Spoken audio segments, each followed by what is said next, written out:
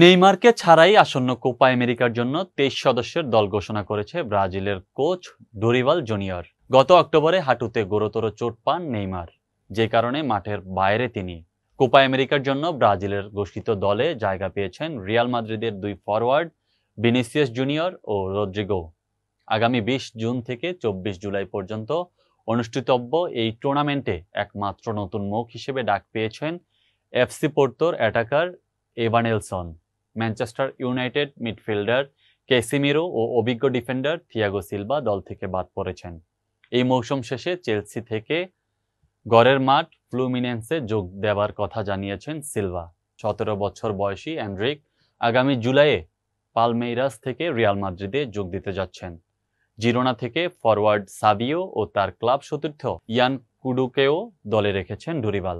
ব্রাজিলের অন্তর্বর্তীকালীন coach Dorival জানান, আমরা এমন একটি প্রতিযোগিতায় খেলতে যাচ্ছি যেখানে ভালো করতে হলে সবাইকে নিয়ে অনেক সময়ের প্রয়োজন।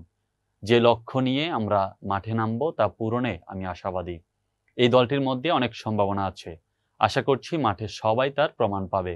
সম্ভাব্য সেরা পারফরমেন্সের জন্য একটি ভারসাম্যপূর্ণ দল গড়ার চেষ্টা আমি করেছি। ২০২১ সালে চিরপ্রতিদ্বন্দ্বী আর্জেন্টিনাকে হারিয়ে ঘরের মাঠে কোপা আমেরিকা শিরোপা জয় করেছিল ব্রাজিল। এবারের আসরে গ্রুপ ডিতে তাদের প্রতিপক্ষ কলম্বিয়া, প্যারাগুয়ে ও কোস্টারিকা। আগামী ২৪ জুন আসর শুরু করার আগে মেক্সিকো ও যুক্তরাষ্ট্রের বিপক্ষে দুটি প্রস্তুতি ম্যাচ খেলবে ব্রাজিল।